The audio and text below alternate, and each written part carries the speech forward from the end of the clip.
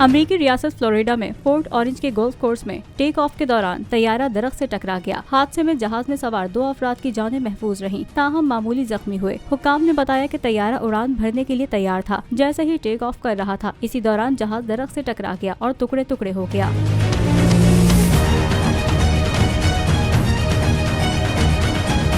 गैर मुल्की मीडिया ने मजीद बताया कि ये वाकया 12:02 पर पेश आया। वाकये में 2 अफराद मामूली जख्मी हुए, जिन्हें मेडिकल चेकअप के लिए अस्पताल मुंतकिल कर दिया गया है।